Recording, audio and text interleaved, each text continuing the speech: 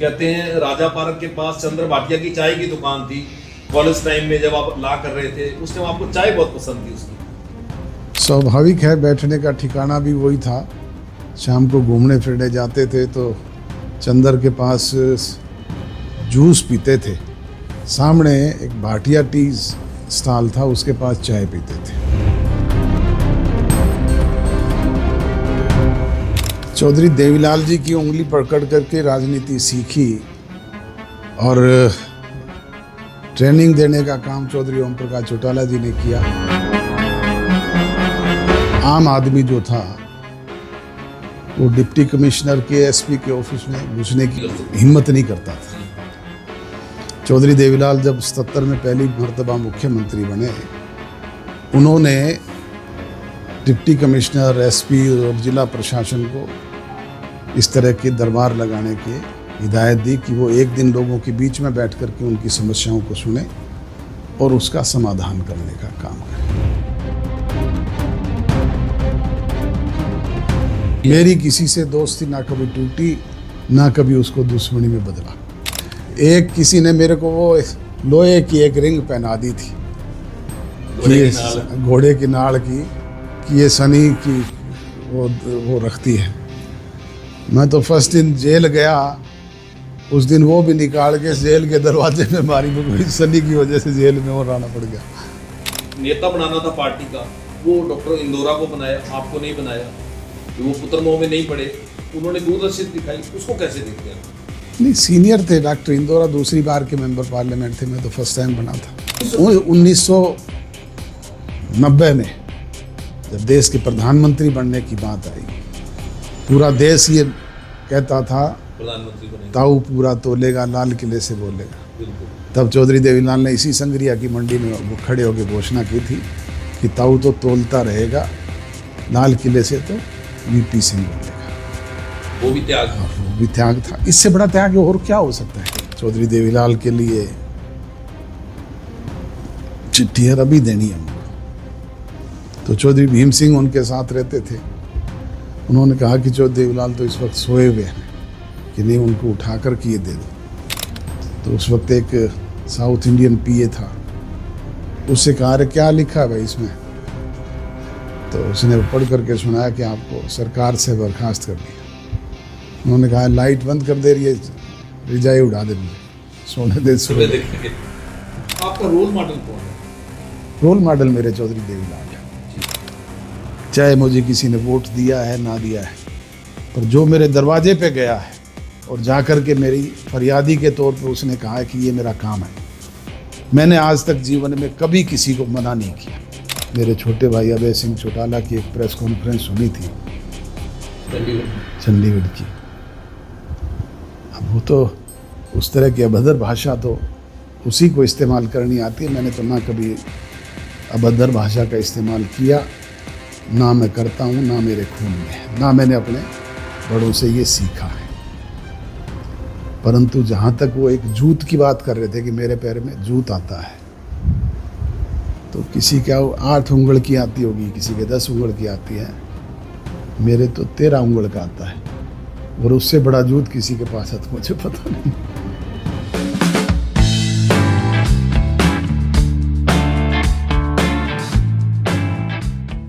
आज के पॉडकास्ट में हम आपको मिलवाने जा रहे हैं ऐसी शख्सियत थे जो अकेले देश में, भारत में ही नहीं, अंतर्राष्ट्रीय स्तर पर मशहूर है अपनी प्रसिद्धि के लिए। लोक प्रशासन में हालांकि इन्होंने डॉक्टरेट की है, पीएचडी की है, लेकिन ये राजनीति के भी डॉक्टर कहे जाते हैं। आज इनसे हम नॉन पॉलिटिकल बातें करेंगे। अगर मैं कहूं कि ये अपने आप में एक यूनिवर्सिटी है, एक इंस्टीट्यूट है, तो इसमें कोई अतिशयोक्ति नहीं होगी, क्योंकि इनके बारे में जानना, हम घंटे आधे घंटे के पॉडकास्ट में इनके पूरे जीवन को जानने का प्रयास जरूर करेंगे। लेकिन चौधरी अजय सिंह चौटाला एक ऐसी शख्सियत है जिनके ऊपर एक बड़ा ग्रंथ लिखा जा सकता है। तो बात करते हैं चौधरी साहब से। चौधरी साहब, आपका स्वागत है। धन्यवाद। आपका जन्म कहाँ हुआ, कब हुआ, वहां से हम शुरुआत करेंगे, आपके प्रारंभिक जीवन से। मेरा जन्म मेरे ननिहाल पंचकोसी गांव में हुआ 13 मार्च को 1961 को। जी। उसके बाद प्रारंभिक शिक्षा जो है आपकी प्रारंभिक शिक्षा जो है वो मैंने अपने गांव से ही शुरू की। उसके बाद 4th क्लास में मैं चंडीगढ़ चला गया था। फिर उसके बाद हाई स्कूल मैंने सोनीपत से पास आउट किया और कॉलेज गवर्नमेंट कॉलेज हिसार से पास आउट किया। फिर उसके बाद MA LLB मैंने राजस्थान यूनिवर्सिटी जयपुर से की। PhD मैंने कुरुक्षेत्र यूनिवर्सिटी से की। लोक प्रशासन। जी। आज हम नॉन पॉलिटिकल बातें आपसे करेंगे। जी। तो चौधरी अजय सिंह का जो बाल्यकाल था, कैसे थे? नटखट थे, शरारती थे? मैं एक साधारण प्रवृत्ति का इंसान था। कोई नटखटता नहीं, कोई बदमाशी नहीं, सिंपल आदमी। तो चौधरी साहब, खाने पीने की अगर मैं बात करूं तो खाने पीने में आपका शौक क्या था? मैं सादा खाना पसंद करता हूँ। जो घर में दाल फुल्का बनता है आज भी वही खाता हूँ। कहते हैं राजा पार्क के पास चंद्र भाटिया की चाय की दुकान थी। कॉलेज टाइम में जब आप ला कर रहे थे उस टाइम आपको चाय बहुत पसंद थी उसकी। स्वाभाविक है, बैठने का ठिकाना भी वही था। शाम को घूमने फिरने जाते थे तो चंदर के पास जूस पीते थे। सामने एक भाटिया टी स्टॉल था, उसके पास चाय पीते थे। तो कहते हैं भी आज भी आप जयपुर जाते हैं तो उनसे जरूर मिलते हैं। बिल्कुल, आज भी। तो जब आप भिवानी सांसद थे तो देखा वहाँ प्यारे लाल की जूस की सब्जी के बड़े शौकीन थे। एक बार तो आपने व्रत भी अपना उस सब्जी से तोड़ा था। निश्चित तौर पे जो चीज़ जहाँ की फेमस होती है उसका लगाव तो होता ही है। वो सब्ज़ी मुझे आज भी पसंद है। जब भी मैं भिवानी जाता हूँ तो विशेष तौर पे उसकी सब्ज़ी मंगा के खाता हूँ। दादरी में स्वामी इसी तरीके से दादरी में स्वामी जी की लस्सी और उनका मैंगो शेक फेमस है। तो जब भी दादरी जाना होता है तो स्वामी जी की दुकान पे जा कर के लस्सी और मैंगो शेक आज भी पी के आता हूँ। तो आपके मित्र बताते हैं कि कॉलेज टाइम में आप आइसक्रीम, वनीला आइसक्रीम आपको बड़ी फेवरेट थी और पूरी ब्रिक खा लेते थे। अब तो चलो डायबिटिक हो गए या नहीं, डायबिटिक मैं अब भी नहीं हूँ। अच्छा, मुझे कोई किसी तरह की प्रॉब्लम नहीं है हेल्थ वाइज। आज भी हेल्थ कॉन्शियस हो गए। हाँ, हेल्थ कॉन्शियस हो गए। तो अब भी जो आपका खाना है सादा, सुबह एक बेसन की रोटी, शाम को सब्जी, बिल्कुल सिंपल खाना कर दिया आपने। बिल्कुल, मैं सुबह एक बेसन की रोटी दही के साथ चूर के खाता हूँ। दोपहर का लंच मैं स्किप करता हूँ। जो भी कोई घर में फ्रूट होता है या कुछ हल्का फुल्का खा लेता हूँ। शाम को सूप और उसके साथ वेजिटेबल, बॉयल्ड वेजिटेबल। क्योंकि हमने अपने पॉडकास्ट में जब अपने दर्शकों को 2 दिन पहले ये लिखा कि चौधरी अजय सिंह चौटाला का हम पॉडकास्ट करने वाले हैं, अपने अपने सवाल भेजिए, तो वो लोग जानने के बड़े इच्छुक थे भी इतने बड़े आदमी हैं और खाना बिल्कुल सिंपल खाते हैं। निश्चित तौर पे कभी मैंने कोई इस तरह का एक्स्ट्रा ऑर्डिनरी कहीं होटल में जाके खाना या वो मेरी ना कभी लाइकिंग रही। मैं तो घर का खाना पसंद करता हूँ और दाल फुल्का खाता हूँ। कहते हैं देसी खाना आपको इतना पसंद था भाई, जब दिग्विजय का पहला बर्थडे था 20 फरवरी 1992 को, मुझे आज भी याद है, आपने चौकी ढाणी में पूरे परिवार के साथ वहाँ मनाया था और बड़ा देसी खाना सबके लिए लगवाया था। निश्चित तौर पे उसी दिन मेरे ख्याल उसकी ओपनिंग थी तो हमने तो वहीं पे वही सादा नीचे बैठ कर के चौकी ढाणी में खिलाते हैं आज भी वो, तो वहाँ बैठ कर देसी तरीके से। हाँ, देसी तरीके। एक कहते हैं जो देवीलाल की तरह आप भी तरबूज खाने के बड़े शौकीन थे।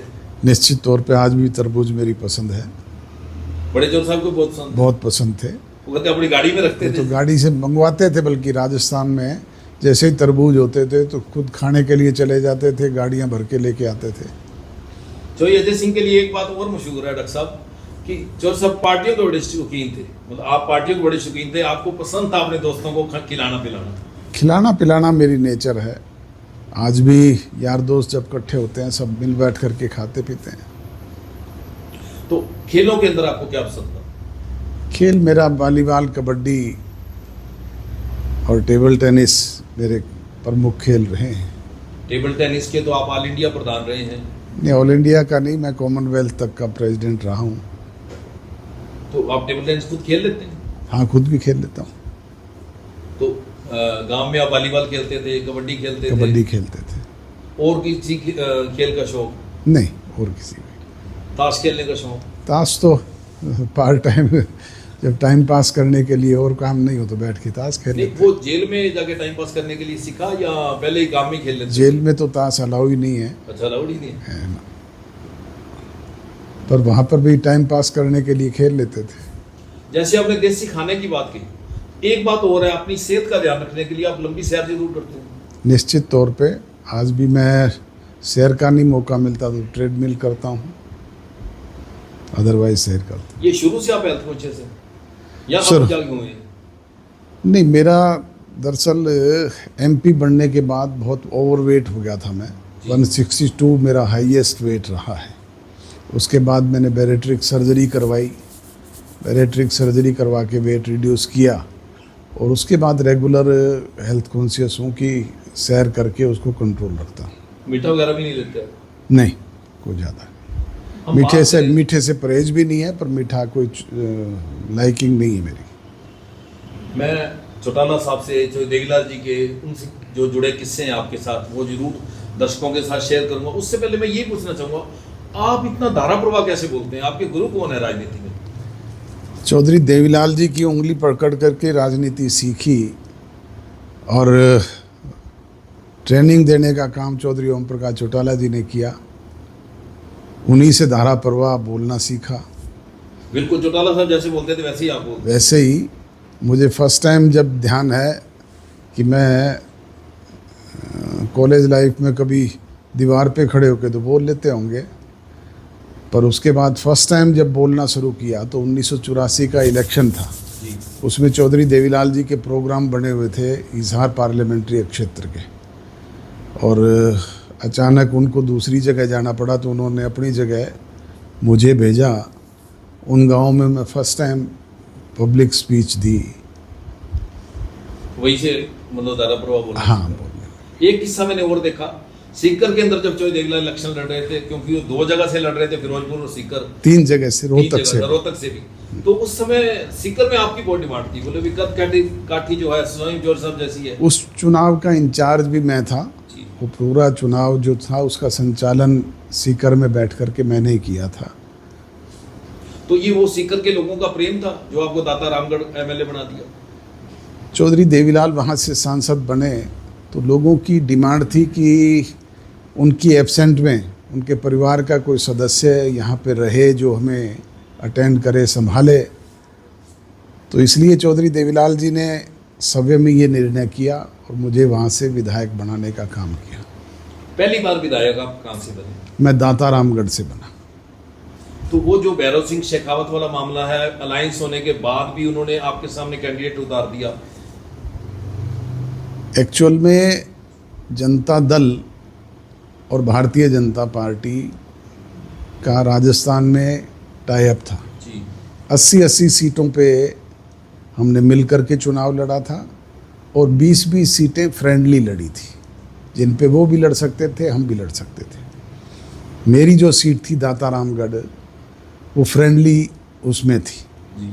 इसलिए भारतीय जनता पार्टी ने वहाँ पे विश्वनाथ सिंह जी थे, उनको उम्मीदवार बनाया था और जनता दल की तरफ से मैं उम्मीदवार था। तो दाता रामगढ़ में तो आपने एक बड़े जो कदावर नेता थे उनको हरा दिया। हाँ, नारायण सिंह जी 9 बार के विधायक थे। 9 बार के। हाँ, और एक बार मेरे से ही वो चुनाव में हारे थे।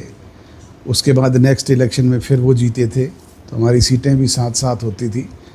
मुझे वो हमेशा एक ही मलाल करते थे कि तूने मेरा रिकॉर्ड ख़राब करना था।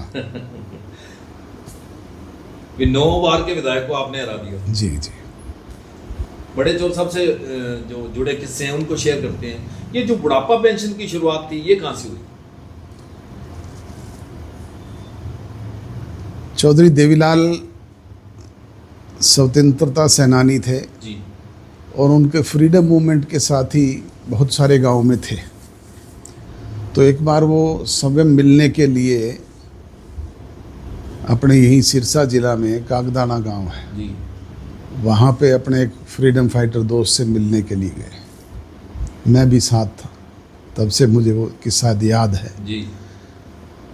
तो चौधरी देवीलाल जब गए तो बाहर अपने दरवाजे में बैठे हुए थे उनके साथी, उन्होंने जा कर के उनके पास चारपाई पे बैठ गए। उन्होंने अंदर आवाज़ दी अपने जिसको भी घर में जी कि भाई चौधरी देवीलाल आए हैं, चाय भिजवाओ। 10 मिनट तक वेट की, कोई चाय नहीं आई। दोबारा फिर आवाज़ दी कि छोरियो मैं कहो नहीं चौधरी देवीलाल आएड़ा है, चाय भेजो। जी दोबारा भी वही 10 मिनट के बाद कोई असर नहीं हुआ। तो वो उठ करके चलने लगे तो चौधरी देवीलाल ने हाथ पकड़ के उनको बिठा लिया और उनको कहा भी बैठ जा, अब बुढ़ापे में तेरी कोई सुनने वाला नहीं है, जी पर कोई मौका आएगा तो इसका समाधान करूंगा कि बूढ़ों की कदर हो जाए। और उन्होंने अपने दिमाग में एक चीज़ बिठा ली भी, जब भी मौका मिलेगा तो बुढ़ापा पेंशन लागू करूंगा, जिस तरीके से अमेरिका में बुजुर्गों को मिलती है उस न्यूजीलैंड में तरह। जैसे हाँ ओल्ड एज पेंशन भी है, ओल्ड एज सम्मान भी है। हाँ तो वो जो चाय वाला किस्सा है वो ही एक बुढ़ापा पेंशन का कारण बना, ताकि वो बुढ़ापा पेंशन शुरू होने के बाद हरियाणा के जितने भी बुजुर्ग लोग थे उनको सम्मान मिलने लगे। और उन्होंने बुढ़ापा पेंशन सम्मान पेंशन के नाम पे लागू की थी। जी आपको जो बाग ठेके पे दिया था चौधरी देवीलाल जी ने, वो क्या किस्सा था? मैं 1977 में प्रेप में पढ़ता था, पास आउट करके आया था ना, सॉरी मैट्रिक में, जी मैट्रिक में करके आया। तो उसके बाद कॉलेज में जाने तक, रिजल्ट आने तक 2-3 महीने खाली समय था। उन्हीं दौरान हमारे बाग की खेती होती है। तो चौधरी साहब ने मुझे पूछा भी अब क्या करेगा? हमको जी कॉलेज में आगे एडमिशन लेऊंगा। अरे बोले अभी ये खाली टाइम में क्या करेगा? जी मेरे को जी खाली टाइम में तो टाइम ही पास करना है। तो उन्होंने कहा कि तो ये जो ठेकेदार हमारे यहाँ पे ठेके लेते हैं बाग के, किन्नू के बाग, किन्नू के नहीं, माल्टे के बाग लेते थे। किन्नू तो अब लगे, अच्छा उन दिनों में माल्टा मौसमी होता था। तो उन्होंने कहा कि खाली टाइम में तू इन ठेकेदारों की तरह ये बाग तू बेचे ले। तो मेरे को जी मैं कर लूँगा। बोले लेबर तो यही गाँवों की है, तेरे को पता है सारा। मेरे को जी हाँ। तो उन्होंने कहा कि ये ठेका इस बार मैं तेरे को देता हूँ, जो ठेकेदार को देते हैं उससे 10,000 रुपये तेरे को सस्ता देता हूँ, और तू बेच इस बाग को। मैंने लोकल लेबर के सहारे वो काम किया और दिल्ली आजादपुर मंडी में माल्टा बेचा। उसमें मुझे 10,000 तो चौधरी देवीलाल ने सस्ता दिया था जी, और 10,000 रुपये उन दिनों में मेरा प्रॉफिट हुआ। मैंने जो पैसा सारा बाग का ठेका था वो ले जा करके उनके सामने रख दिया। उनमें से 20,000 रुपये उठा करके उन्होंने मेरे को दिया कि ये 10,000 तो तेरा मेरे ने सस्ते में दिया था, 10,000 तेरा मेहनताना है, तो क्या करेगा इसका? मैं कहा जी करना इसका क्या है? अरे बोले दुनिया देखो, दुनिया देखोगे तो सीखोगे। जी तो उन दिनों मेरे पास पासपोर्ट नहीं था। उन्होंने कहा तेरे पास पासपोर्ट है? मेरे को जी नहीं है। तो उन्होंने स्वयं मेरा पासपोर्ट बनवाया और एक एजेंट के थ्रू, उन दिनों में ट्रैवल एजेंट जो थे वो 2-2, 3-3, 4-4 कंट्रीज़ में लेके जाते थे, विजिट करवाते थे। तो उन्होंने मेरे को एक ट्रैवल एजेंट के थ्रू टिकट ले करके दी। तो मैं कहा जी मैं तो कभी बाहर गया हुआ नहीं।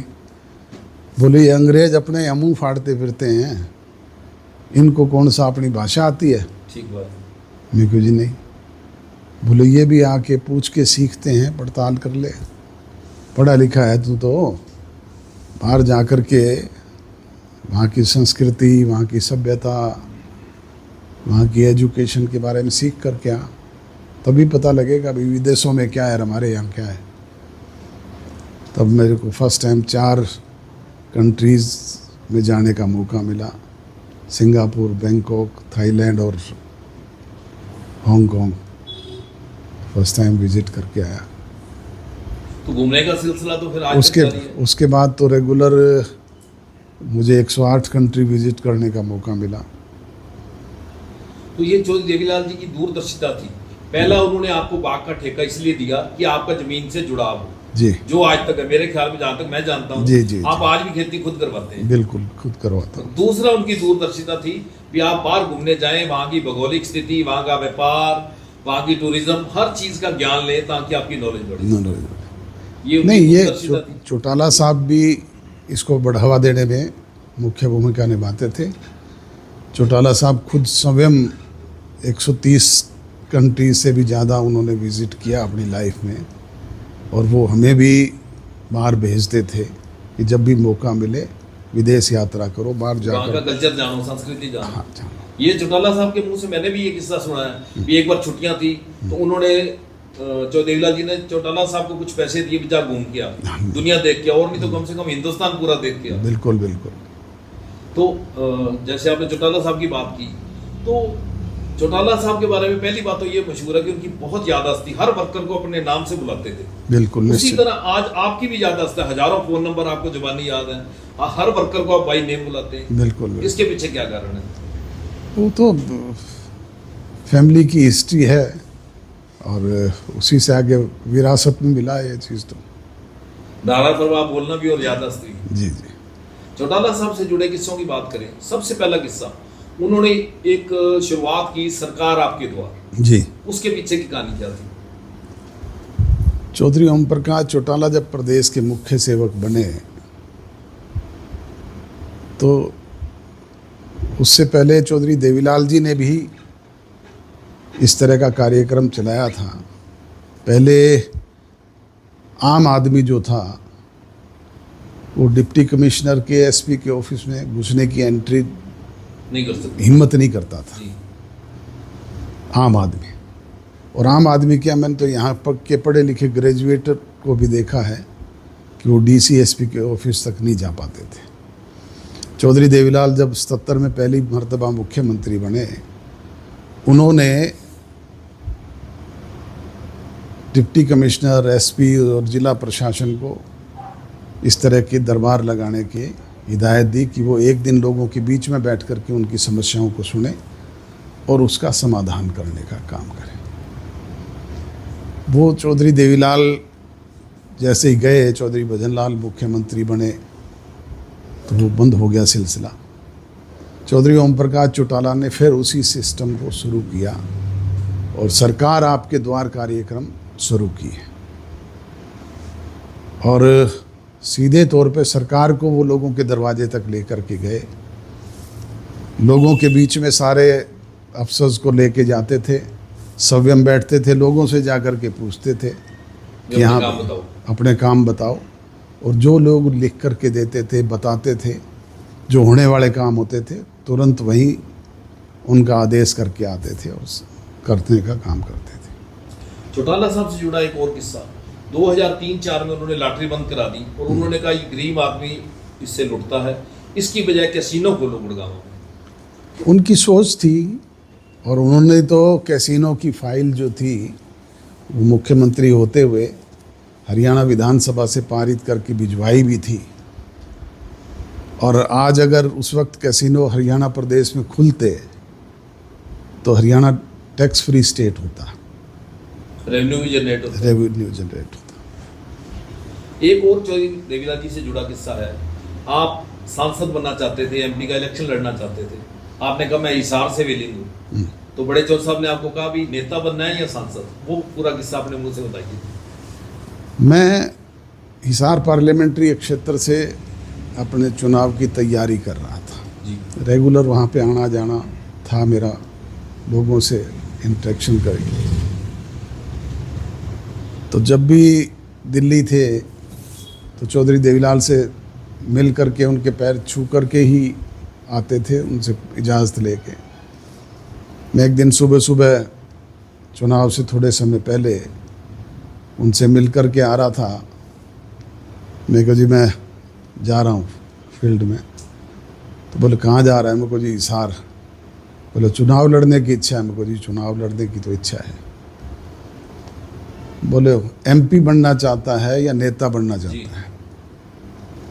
मैं कहा जी सोच तो नेता बनने की है। बोलो नेता बनना है तो व्यवस्था से टकराना पड़ेगा। जी मैं कहा जी मैं समझा नहीं। तो बोले एमपी तो तू कहीं से भी बन जाएगा, पर नेता बनना है तो चौधरी बंसीलाल के सामने टकराने की हिम्मत रख। भिवानी जी। हाँ, तो उसी दिन उन्होंने मुझे भिवानी भेज दिया। मैं तो हिसार का रूट छोड़ करके भिवानी आ गया और भिवानी से चुनाव की तैयारी शुरू कर दी। भिवानी से आपने जो सुरेंद्र सिंह, कुलदीप बिश्नोई, बड़ी हस्तियों को हराया।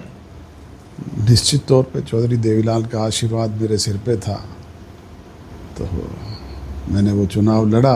पहला चुनाव तो मैं थोड़े से वोट से लूज कर गया था, पर सेकंड चुनाव वहाँ के लोगों ने मुझे भारी मतों से जिताने का काम किया। अगर हम इमरजेंसी के दौर की बात करें तो 1975 में जब इमरजेंसी लगी थी तो आपके परिवार के 3 लोग, चौधरी देवीलाल जी, चौधरी ओम प्रकाश चौटाला जी और चौधरी जगदीश जी, आपके अंकल जी, 3 व्यक्तियों को जेल जाना पड़ा। उस समय घर का माहौल क्या था? इमरजेंसी बड़ा खराब दौर था और चौधरी बंसीलाल उस वक्त प्रदेश के मुख्यमंत्री थे, बड़े क्रूर शासक थे। वो बहुत बदले की राजनीति भी करते थे। उन्होंने तो इमरजेंसी पीरियड में परिवार के सदस्य तो मेरे अंदर थे ही, चौधरी रणजीत सिंह बाकी थे, वो भी बाहर इधर उधर अपना टाइम पास करते थे। हालात ये थे कि हमारे खेत की भी 3 दिन पानी की बारी होती थी, उस दौरान भी नहर बंद कर दी जाती थी।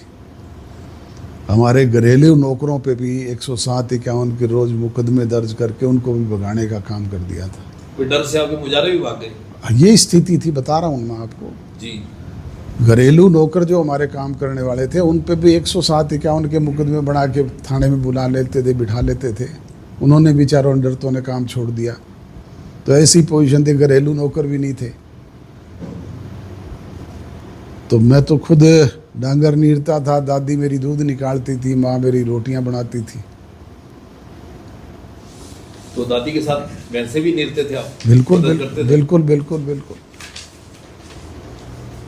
अगर मैं दोस्ती की बात करूं, कहते हैं भी जो अजय सिंह के बारे में बात मशहूर है भी यारी जट दी दूध दा मोछा करे ना विचारों टुट दी। भी आपके आरोप लगते रहे विपक्ष के भी आप एक जाट नेता हैं, जबकि बचपन से मैं देखता आया हूं, आपके बचपन से भी जो सर्च किया है, आपके जो दोस्त हैं वो छत्ती बिरादरी के लोग हैं, चाहे वो बिश्नोई समाज से हों, चाहे अरोड़ा हों, चाहे सिख समाज के लोग हों, चाहे जाट हों, चाहे पंजाबी हों, हर तरह के आपके मित्र रहे हैं। हर तरह के मित्र रहे और आज भी है। आज भी मेरी किसी से दोस्ती ना कभी टूटी, ना कभी उसको दुश्मनी में बदला। उस सारी मित्र मंडली में कोई एक आधा जो छोड़ के गया हो, आपको उस बात का अफसोस हुआ हो यार ये अच्छा मित्र था चला गया? नहीं, छोड़ करके तो अनेक गए हैं, पर मुझे इस चीज़ का कोई मलाल नहीं। छोड़ करके जाने वालों से भी आज भी मेरी मित्रता है। दुख सुख में जब भी कभी मिलते हैं तो दुआ सलाम। तो आपने खुद नहीं किसी को छोड़ा? ना, मैंने नहीं छोड़ा। आपके शौक क्या है? शौक तो कोई विशेष नहीं, जैसे बस गाड़ियों का शौक आप? गाड़ियों का मुझे पहले दिन से शौक रहा है। हरियाणा देश में जो भी नई गाड़ी आई वो मैंने लेने का प्रयास किया। और शुरू में जब अपने यहाँ पे तो लोकल गाड़ियाँ थी, मैंने विदेशी गाड़ियों का भी मुझे शौक़ रहा। फर्स्ट टाइम मैंने इस तरह की विदेशी गाड़ियाँ भी मंगाई, मर्सिडीज मंगवाई, पराडो मंगाई, लैंड क्रूज़र मंगवाई। वो पराडो का तो एक ऐसा हुआ था कि जिस एजेंट को आपने दिया उसने कस्टम ही नहीं भरा। एक भंडारी करके एक एजेंट था, मैंने तो उसके थ्रू मंगवाई थी, पर उसने जो बीच में टैक्स नहीं भरा, इसकी वजह से मुझे मेरी वो गाड़ी उठा कर के ले गए। फिर मैंने वो टैक्स भर के दोबारा से गाड़ी छुड़वाई। तो भंडारी से टैक्स नहीं भरवाया? नहीं भरवाया उसने तो मुझे पूरी कीमत ले ली मेरे से, पर उसने जो टैक्स सरकार का था वो नहीं भरा। इस वजह से वो गाड़ियाँ सीज कर ली गई थी। तो फिर बाद में रिलीज करवाई? वो बाद में टैक्स भर के मैंने रिलीज़ करवाई। तो सब एक और मशहूर है, आपको पहनने का बड़ा बढ़िया शौक है। भी कुर्ते पजामे किसी जमाने में जयपुर से सिल कर आते थे आपके लिए? नहीं, जयपुर से नहीं, मैं तो जहाँ पे रहा हूँ वहीं से लोकल सिलवाता हूँ। आज भी यहाँ मेरा सुभाष टेलर है, मैं तो उसी से सिलवाता हूँ। क्योंकि मैंने फॉरेन मिनिस्टर्स के साथ आपकी फोटो देखी, बाहर के प्रधानमंत्रियों के साथ आपकी यात्राएं देखी, फोटो देखी, उसमें आप सूटेड वूटेड होते हैं। नहीं, सूटेड बूटेड तो जैसा देश वैसा भेष उससे रखना पड़ता है। ज्योतिष में कितना विश्वास करते हैं, वास्तुशास्त्र या ज्योतिष में? मैं ज्योतिष में क्योंकि मैं विश्वास पहला नेता देख रहा हूँ जिसके हाथों में कोई कोई उंगली नहीं है। मैं तो एक विश्वास करते हैं। हाँ, एक किसी ने मेरे को वो लोहे की एक रिंग पहना दी थी, घोड़े की नाल की, कि ये शनि की वो रखती है। मैं तो फर्स्ट दिन जेल गया, उस दिन वो भी निकाल के जेल के दरवाजे में मारी, मेरे को शनि की वजह से जेल में वो रहना पड़ गया। आपने जेल की बात की, जेल यात्रा कैसी रही? मैं तो आज भी अचंभा करता हूँ भी मैं सज़ा किस बात की काट के आया, मुझे अब तक पता नहीं है। मेरा जिस एफआईआर में नाम नहीं था, मेरा कोई मतलब लेना देना नहीं था, पर उस केस में भी मुझे सज़ा हुई 120(b) में। पर मलाल किस चीज़ का है, जो लिखा था वो बुक है। एज ए एडवोकेट आप वकील भी हैं, आप खुद जानते थे भी इस केस में कुछ आनी जानी नहीं है। सिर्फ हुड्डा को ये डर सता रहा था जो अजय सिंह का कद दिनों दिन बढ़ रहा है। अब ये तो राम जाने या बुड्ढा जाने जिसने ये कर्म किए, पर मैं तो स्वयं इस मामले को टाल सकते थे हम बरसों तक जी, क्योंकि 54 लोग हम उस केस में थे। एजुकेशन लाइन से जुड़े हुए DO BO थे। बिल्कुल बिल्कुल। पॉलिटिकली तो मैं, चौटाला साहब, शेर सिंह बड़शामी और उनके साथ 2 अधिकारी विद्याधर और एक वो संजीव कुमार, 5 ही लोग थे, बाकी तो DO BO ही थे। तो उनको किसी को एब्सेंट करके किसी को और लिंगर ऑन किया, परंतु मैं तो ये प्रयास करता था कि जल्दी से जल्दी इसके केस फारिग हो, ताकि हाँ क्लीन चिट मिले। तो जैसे ये केस बना तो उससे रिलेटेड दूसरा बना दिया। नहीं, जहाँ तक मैंने उस एफआईआर को स्टडी किया है, वो सेम संपत्ति आप पे, सेम संपत्ति जो अजय सिंह पे, सेम संपत्ति चौटाला साहब पे, सेम अलग अलग करके और 1467 करोड़ बना दिए रिकॉर्ड में। अब किसी चीज को किसी तरह बना दो, दर्शा दो। और कांग्रेस ने जो चार्जशीट दी, सेम वैसी की वैसी सीबीआई ने एफआईआर में बदल दिया, एक शब्द भी नहीं बदल दिया, एक कॉमा और फुल स्टॉप भी नहीं बदला। बिल्कुल बिल्कुल। और आपने जो एक चार्जशीट गवर्नर साहब को दी थी, उस पर आज तक कार्रवाई नहीं हुई। हमने तो बाकायदा भूपेंद्र सिंह जी हुड्डा के खिलाफ विद प्रूफ सारी चीज़ दी थी। अब एक्शन आज पे तक उस पर नहीं हुआ। बीच में तो वो बंद था, अब दोबारा से कोर्ट ने परमिशन दी है उन पे केस चालू करने की। पिछले दिनों मैं बात करूं, 880 करोड़ रुपए की हुड्डा की संपत्ति अटैच की सीबीआई जी, लेकिन आय से अधिक संपत्ति का केस तो फिर भी नहीं बना। उनकी कौन सी पुश्तैनी थी जो 880 करोड़ आ गए? अब मैं तो सारा रिकॉर्ड ऑन पेपर्स प्रेस के सामने भी रखा, सरकार के सामने भी रखा, गवर्नर साहब को भी चार्जशीट में पेश किया। इसी तरह की चार्जशीट हमारे खिलाफ थी, जो बना करके कांग्रेस के लोगों ने दी थी, उसको तो हूबहू लागू कर दिया और उनके खिलाफ आज तक नहीं हुआ। तो क्या इसके पीछे क्या मानते हैं कि उनकी कोई ना कोई साठगांठ है? अब वो तो सरकार के साथ ना होती तो अब तक बचे थोड़े ही रहते। वो जो अजय सिंह और चौधरी अभय सिंह सगे भाई हैं, सारी दुनिया जानती है, लेकिन बहुत कम लोगों को पता है कि वो एक निजी दोस्तों की तरह रहते थे। बिल्कुल, तो जब तक वो साथ था तब तक भाई से ज़्यादा दोस्त था और उसी तरह के संबंध रहे। तो वो दोस्ती आज भी है। राजनीतिक विचारधारा अलग अलग हो सकती है, वो एक अलग बात है। परिवार तो परिवार, परिवार तो परिवार। तो बड़े लोग ऐसा चाहते हैं कि परिवार फिर एक हो जाना चाहिए, चाहे विचारधारा अलग रहे। नहीं, अब ये पॉसिबल नहीं है। दूरी बढ़ गई और मैंने तो ये अधिकार चौधरी ओम प्रकाश चौटाला जी को दिया था। जब तक वो जिंदा थे, मैं क्योंकि जिस दिन वो बुलाएंगे, जैसा वो कहेंगे, जैसा वो आदेश करेंगे, मैं तो उसको हूबहू मानूंगा। परंतु उनके जाने के बाद मैं अब इसमें लाइन खींच दी। अब राजनीतिक रास्ते अलग अलग। हाँ, राजनीतिक अलग अलग है।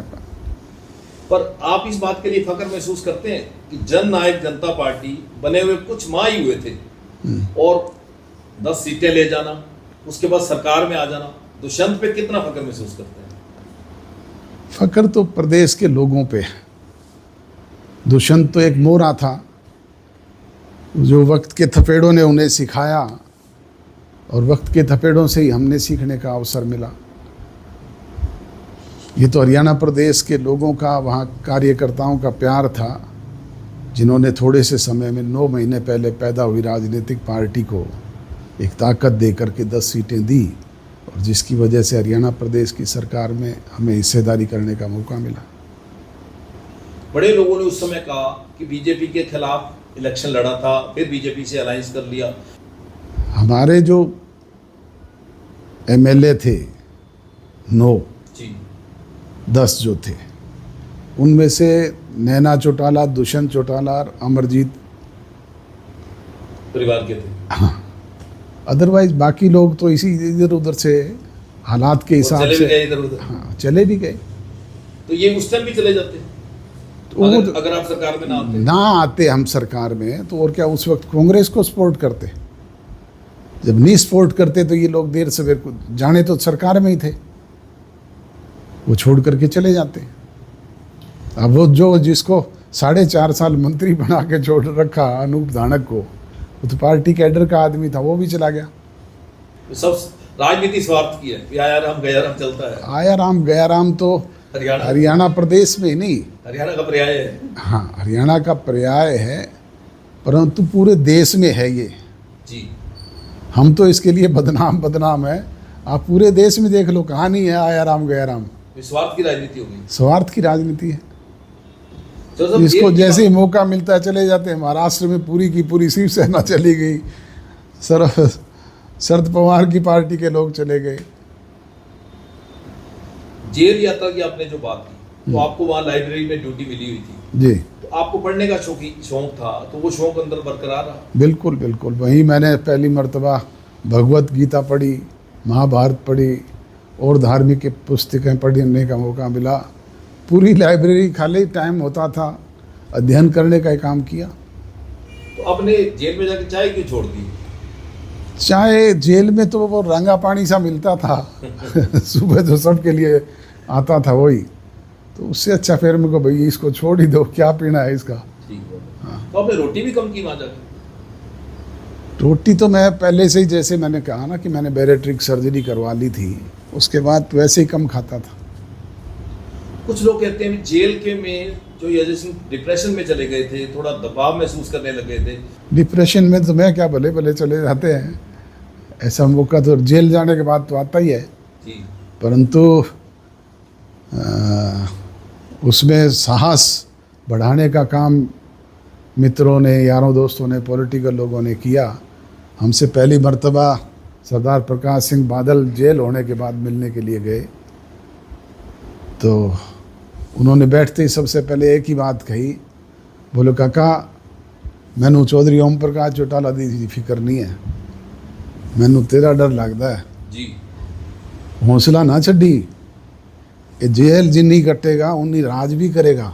मैं 17 साल जेल कट्टी है, देश की कोई यहो जी जेल नहीं है जो मैं नहीं कट्टी, तो 19 साल मैंने राज भी किया है। ये बात सच है। हाँ, उसके बाद आपने पीछे मुड़ के नहीं देखा? मैंने मतलब हौसला हो गया। हौसला, बस वो साहस बढ़ाने का काम तो मित्र, यार, दोस्त, राजनीतिक लोग ही करते हैं। अभी हमने परिवार की जो बात की थी, आपने भी इस बात को देखा होगा कि चैनल्स अपनी टीआरपी बढ़ाने के लिए कभी चौटाला परिवार को अलग कर देते हैं, कभी इकट्ठा कर देते हैं, इस तरह के शगुफे छोड़ते रहते हैं। और आप कभी गुस्सा नहीं मानते, किसी को डेफामेशन का नोटिस नहीं दिया, कभी कुछ नहीं कहा, ठीक है जो कर रहा है करते हैं। ये एक मीडिया का रोल है, वो अपना काम करते हैं। मैं कल भी वो खरी खरी पे एक न्यूज़ पढ़ रहा था, उसने थोड़े दिन पहले लिखा था कि अजय सिंह चौटाला को दूध में से मक्खी की तरह निकाल करके सारी उनसे अलग कर दिया दुष्यंत चौटाला ने। कल दिग्विजय को हमने एक जिम्मेवारी से मुक्त करके, पार्टी के वरिष्ठ साथी हैं प्रोफेसर रणधीर सिंह का, उनको एक जिम्मेवारी दी, तो कल भी उसने इस तरह की खबर लिखी। तो ये उनका काम है, उनकी सोच है, वो करते हैं। मैंने तो लेकिन कोई को आप फील नहीं करते इन बातों को? नहीं, क्या फील करना है, जो हमने अपना कर्म करना है, हमने अपने कर्म पे विश्वास है और उसी विश्वास पे जिंदा है। जेल की जो आपने बात की, जो अभय सिंह कहते हैं कि मैंने कार्तिकेय शर्मा को वोट इसलिए दिया क्योंकि मन्नू शर्मा ने चौटाला साहब की बहुत सेवा की, क्या ये सच है? निश्चित तौर पे हम जेल जब गए तो 1 महीना हमें दूसरी जेल में रहने का मौका मिला। उसके बाद मन्नू शर्मा के साथ ही फर्स्ट टाइम 2 नंबर जेल में गया तो रहने का मौका मिला। तो उससे पहले तो मन्नू शर्मा से कोई मेरी मुलाकात नहीं की थी, परंतु उसने पॉलिटिकली राजनीतिक विरोध में होने के बावजूद भी हमारा वहाँ पे पूरी तौर पे ख्याल रखा और हमारे हर सुविधा, क्योंकि वो ऑलरेडी वहाँ पे कई साल से थे तो उनका संपर्क था। मैं आज भी इस बात की कदर करता हूँ। मन्नू मेरा बहुत अच्छा दोस्त भी आज भी। जो सब अगर आप मैं राजनीतिक सफर की बात करूं तो आपने शुरुआत एक पंच से, जमीन से जुड़कर की। तेजाखेड़ा गांव के आप पंच बने, उसके बाद का सफर कैसा कैसा रहा? पहली बार गांव पंचायत का मेंबर बना और उसके बाद आगे बढ़ते गए। दूसरे प्रदेशों में भी 2 बार विधायक रहा, लोकसभा का मेंबर रहा, राज्यसभा का सदस्य रहा, फिर हरियाणा विधानसभा में चुनने का मौका मिला। तो पूरा सफर कैसा रहा आपका? अलग अलग क्षेत्रों में चुनाव लड़ा? अलग अलग क्षेत्रों में चुनाव लड़ा। लोकसभा और राज्यसभा तो देश की सर्वोच्च संस्था है, उसमें भी वरिष्ठ लोगों के साथ राजनीति का अनुभव हुआ, उनसे भी सीखने का मौका मिला। जब आप लोकसभा के सदस्य चुने गए जोर साहब, तो ये चौटाला साहब की दूरदर्शिता थी, उन्होंने बिना समर्थन अटल बिहारी सरकार को समर्थन दिया। उसके बाद जो नेता बनाना था पार्टी का, वो डॉक्टर इंदौरा को बनाया, आपको नहीं बनाया, कि वो पुत्र मोह में नहीं पड़े, उन्होंने दूरदर्शिता दिखाई। उसको कैसे देखते हैं? नहीं, सीनियर थे डॉक्टर इंदौरा, दूसरी बार के मेंबर पार्लियामेंट थे, मैं तो फर्स्ट टाइम बना था। सीनियर को ही बनाया जाता है। तो बिना शर्त जो समर्थन दिया था? बिना शर्त। उसके पीछे वजह? अब वो तो नेता का काम था, जैसा नेता का आदेश था हमने तो उसका पालन किया। तो आपको कहीं अंदर से मलाल नहीं में, यार मैं केंद्रीय मंत्री बन जाता हूँ? अब ये मलाल तो जिंदगी भर रहेगा ही। मैं राजस्थान विधानसभा का सदस्य था, वहाँ भी मंत्री बना तब भी भैरव सिंह शेखावत जी ने मुझे बुला करके कहा था कि भाई तेरे को ओथ में आना है और ओथ लेनी है मेरे साथ। परंतु चौधरी देवीलाल हमारे नेता थे उस वक्त, उन्होंने आदेश दिया कि भाई नहीं, मंत्री पर तुझे नहीं लेना, हमारे दूसरे साथी जो चुन करके आए हैं उनको देना है। और उन्होंने उस वक्त दूसरे साथियों को भी सांसद। आज तक ये तो सुना था चौटाला संघर्ष का नाम है, चौटाला त्याग का भी नाम है। निश्चित तौर पे सारी उम्र त्याग किया है। चौधरी देवीलाल ने अपने राजनीतिक जीवन में कौन सा त्याग ऐसा है जो नहीं किया, मुझे ये बताओ जी। पहली मर्तबा हरियाणा प्रदेश जब बना, हरियाणा प्रदेश की लड़ाई उन्होंने लड़ी, तो उनका किस्सा लोगों को ध्यान है। सरदार प्रताप सिंह कैरों ने आरोप लगाया था रोहतक में कि चौधरी देवीलाल हरियाणा प्रदेश का मुख्यमंत्री बनना चाहता है, इसलिए प्रदेश अलग करवाना चाहता है। और चौधरी देवीलाल ने उसी मीटिंग में अनाउंस किया था कैरों के सामने कि मैं अगले 2 चुनाव ही नहीं लड़ूंगा, तो वो मुख्यमंत्री बनने की बात करता है। बिल्कुल। और चौधरी देवीलाल ने अगले दोनों चुनाव सगम नहीं लड़े। चौधरी प्रताप सिंह को एमएलए बनाया पहली बार, दूसरी बार चौधरी ओम प्रकाश चौटाला को एमएलए बनाया। वो तो पहली बार 1977 में एमएलए बने। 1990 में जब देश के प्रधानमंत्री बनने की बात आई, पूरा देश ये कहता था प्रधानमंत्री बनेगा, ताऊ पूरा तोलेगा, लाल किले से बोलेगा।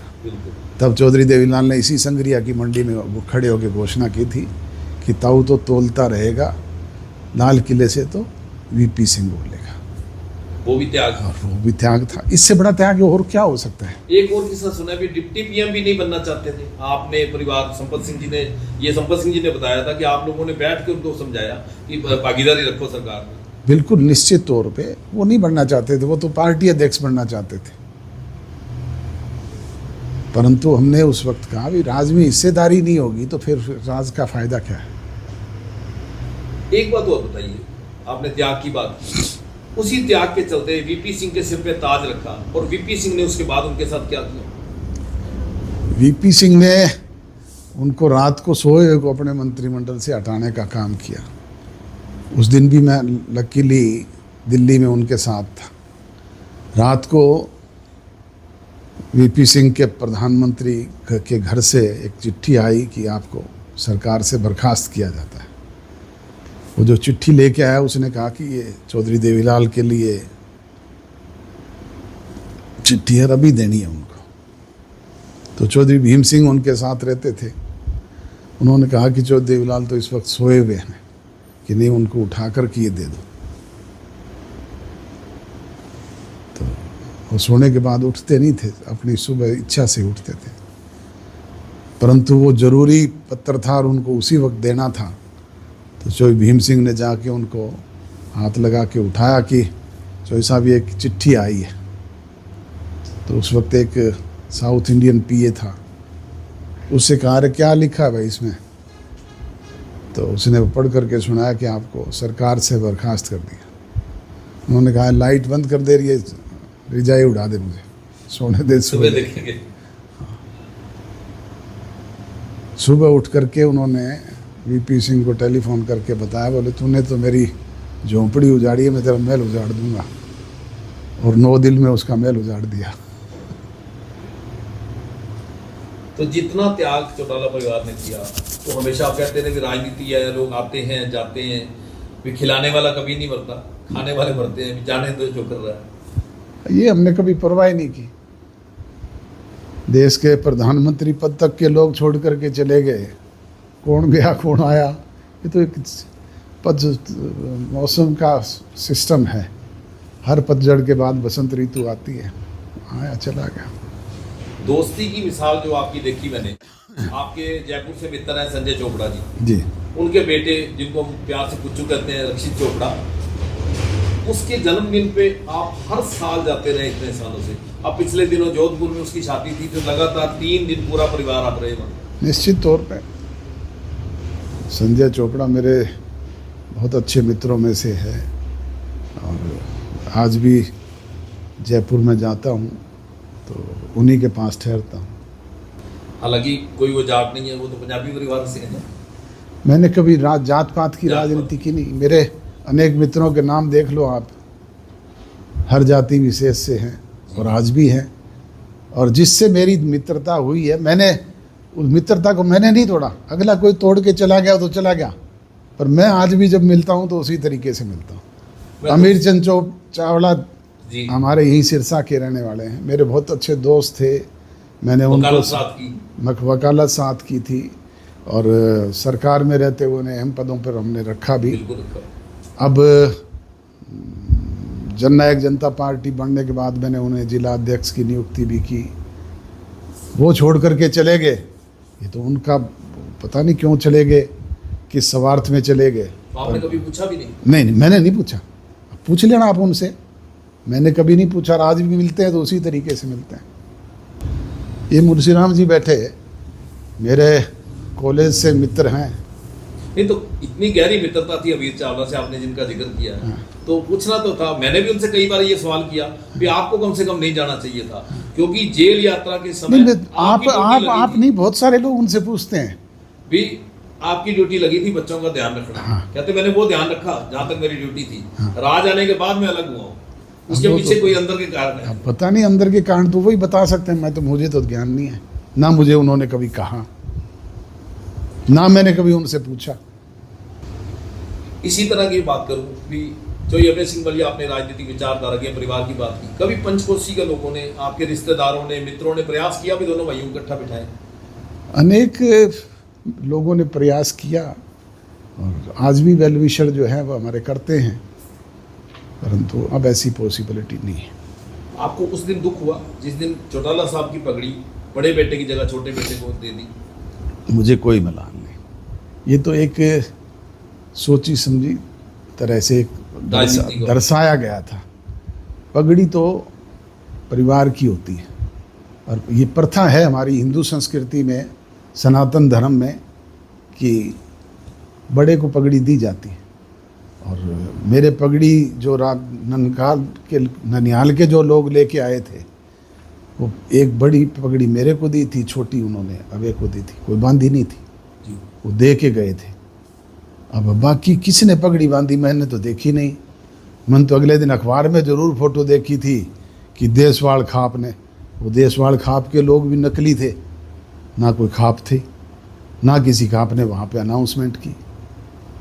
अब ये तो राजनीतिक तौर पे चलो उन्होंने इसका श्रेय लेने का प्रयास किया। आपके परिवार में महिलाओं ने कभी चुनाव नहीं लड़ा, लेकिन एक ऐसा दौर आया जेल यात्रा वाला, उसके बाद श्रीमती नैना चौटाला को मैदान में आना पड़ा। उन्होंने मेहनत की, एमएलए भी बनी, अपना वहाँ पूरा वर्चस्व भी रखा विधानसभा में। उस पर क्या कहना चाहिए?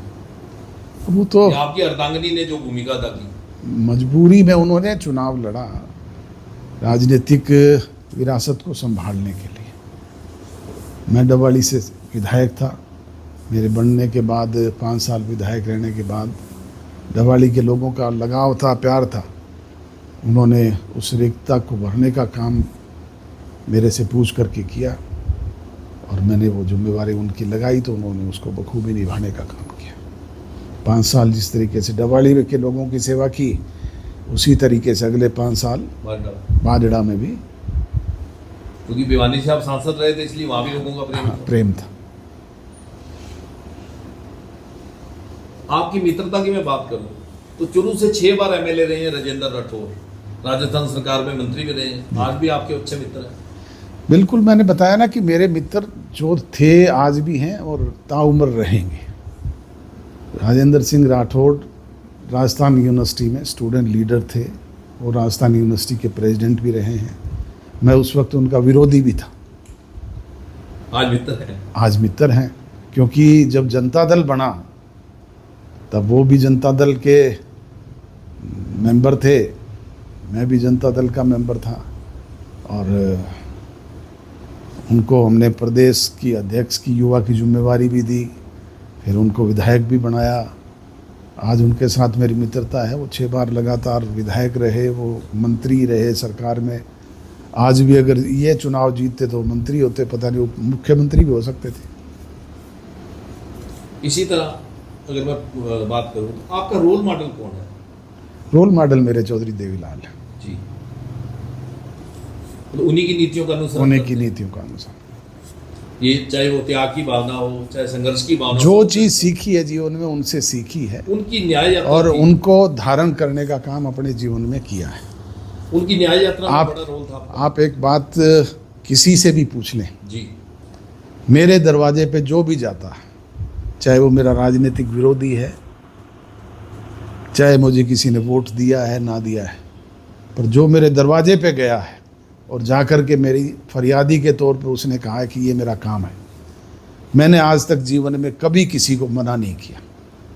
मैंने फ़ोन उठा करके मेरे से जो पढ़ पाया किया, बाकी अगले के कर्म है, हुआ ना हुआ वो जाने, वो जाने। आपने मना नहीं किया? मैंने आज तक किसी को मना नहीं किया। ऐसा किस्सा जो आपने बताया भी विरोधी भी आए तो मैं उसको मैंने कहा ना कि मेरे कोई भी, आप किसी से दुश्मन से भी पूछ लें जी, अगर मेरे दरवाजे पे कोई आ गया और उसने आकर के मेरे को कह दिया, मैंने तुरंत फ़ोन उठा करके अपनी तरफ से प्रयास किया कि उसका काम हो जाए।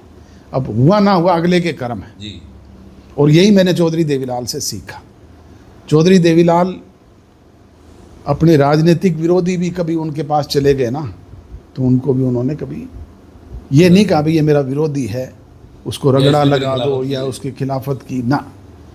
चौधरी शिवचरण से बड़ा, शिवचरण गोदारा हमारे, जिन्होंने 3 बार चौधरी देवीलाल पे मर्डर के अटेम्प्ट भी करवाए, उससे बड़ा विरोधी और क्या हो सकता है? सीधी सीधी मैन हैंडलिंग भी की। परंतु चौधरी देवीलाल जब मुख्यमंत्री बने, शिवचरण गोदारा किसी को साथ लेकर के उनके मित्र को उनके पास चले गए कि भाई चौधरी देवीलाल तू तो राजा है, मैं तो प्रजा हूँ, तू मार छोड़ जैसा तेरा है। चौधरी देवीलाल ने कहा कि नहीं, तो मेरा भाई है, गांव का साथी है, उसको सम्मान दिया। और चौधरी देवीलाल मुख्यमंत्री होते हुए शिवचरण गोदारा की फैक्ट्री में आग लग गई थी डबवाली में, आए, उसकी हर तरीके से मदद की और कभी कोई मलाल उन्होंने जीवन में नहीं रखा भी राजनीतिक विरोधी था। उसने जब ये बात कह दी तो उसको माफ कर दिया। डॉक्टर साहब, ये बहुत बड़ी बात है, जिस आदमी ने अटेम्प्ट टू मर्डर के, यानी कि ऐसे घातक हमले जो देवीलाल जी पे करवाए कि उनकी जान भी जा सकती थी, ऐसे आदमी को माफ कर दिया। बिल्कुल बिल्कुल। तो आपकी भी व्यक्तिगत कभी आप द्वेष नहीं रखते? मैं कभी नहीं रखता। मैंने यही तो कहा ना कि मैंने चौधरी देवीलाल से ही सीखा है, व्यक्तिगत कुछ नहीं। व्यक्तिगत नहीं। जेजेपी के गठन की आपने बात की थी। अगर मैं, हमारा ये जो पॉडकास्ट है नॉन पॉलिटिकल है, मैं सिर्फ हल्की सी इतनी बात करना चाहूंगा, कल जो रोहतक की बैठक हुई उसमें क्या निर्णय हुए? क्योंकि जो पार्टी 15% वोट लेकर गई थी, इस बार काफी जो हाशिए पे आ गई, काफी डाउन होना पड़ा। उसके कारण खोजने के लिए आपने एक कमेटी बनाई कि क्या कारण थे, लोगों ने हमें नकारा, हम फिर दोबारा कैसे आए। इसके साथ मैं वो किस्सा जोड़ रहा हूँ 1974 का, जब चौधरी देवीलाल एक बार हार कर घर बैठ गए थे, भी मैंने राजनीति करनी ही नहीं। पहले आप 74 वाला किस्सा बताइए, फिर रोहतक वाला। मैं यही बता रहा हूँ कि मैंने तो अच्छे से अच्छे, बुरे से बुरे वक्त देखे हैं और अपने सामने घटित होती हुई घटनाएं भी सारी देखी जी। मेरी 64 साल की उम्र है, राजनीतिक तजर्बा भी रखता हूँ और जीवन के अनुभव भी रखता हूँ, और उन्हीं से प्रेरणा मिलती है। चौधरी देवीलाल वो शख्सियत है जिन्होंने राजनीति में बहुत सारे लोगों को स्थापित किया है, और कभी जात पात की राजनीति उन्होंने नहीं की, पर जात का ब्लेम उन पे लगता रहा। उन्होंने हमेशा दबे कुचले पिछड़े गरीब आदमी के उत्थान के काम किए। उनको राजनीतिक तौर पे भी शख्सियत दी। ये अनेक उदाहरण है, एक नहीं है, आपके सामने है आज तक। तो उनके 1977 में हरियाणा प्रदेश के मुख्यमंत्री भी रहे। 1984 में हम 10 की 10 लोकसभा सीटें हार गए थे। उस टाइम तो वेव थी ना कांग्रेस की। वेव थी कांग्रेस की। राजीव गांधी को एब्सोल्यूट मेजोरिटी मिली थी, मोदी जी से भी ज़्यादा मेजोरिटी राजीव गांधी को मिली थी। तब का मैं एक किस्सा आपको बताता हूँ। मैं हिसार चौधरी ओम प्रकाश चौटाला का चुनाव इंचार्ज था। चुनाव हार गए। थोड़े दिन के बाद चौधरी ओम प्रकाश चौटाला जी ने कहा कि भाई कोई मैंने धन्यवादी दौरा करना है, लोगों का आभार व्यक्त करके आऊँगा, मुझे चलो वोट तो दिए ही हैं लोगों ने। मैंने कहा जी ठीक है, मेरा प्रोग्राम बनाओ। उन दिनों में ये डिस्पोजल की जीपें होती थी टूटी फूटी, वो 4 जीपें हमारे घर में थी। वो लेकर के मैं डाबड़ा का एक फौजी मिस्त्री होता था, जीपों का काम जो ऑटो मार्केट हिसार में, उसके पास ले गया। मेरे को भाई फौजी ये गाड़ियाँ तैयार कर दे, हमने धन्यवादी दौरा करना है। तो वहाँ कुछ चौधरी भजन लाल के समर्थक बैठे थे। वो देख करके, मैं अकेला था, मैंने तो जीपें रिपेयर करवाने के लिए गया था। मजाक करने लग गए, बोले अब चौधरी देवीलाल सड़कों पे कागज बेशक चुगले, वोट तो कोई बचा को नहीं है। मुझे गुस्सा भी आए, पर मैं अकेला था, अगर कोई उनके साथ मैं हैंडलिंग हो जाती, हाँ, तो मार खा के हो रहा था। उस गुस्से को दबा के मैं अपनी बात कह के चला आया। तो वो हालात भी देखे, और हालात बदलते देर भी नहीं लगी। चौधरी देवीलाल जी ने थोड़े दिन के बाद न्याय युद्ध का आंदोलन उसी हिसार की धरती से पहले रोड़ी का उपचुनाव हुआ जो इंदिरा गांधी रोड़ी तो 1974 की बात है। ये उस समय की बात है जब तोशाम और आदमपुर हारने के बाद हाँ, हार कर घर बैठ गए थे। हार के घर बैठ गए थे, और जब कहा तो मैं राजनीति नहीं करूँगा।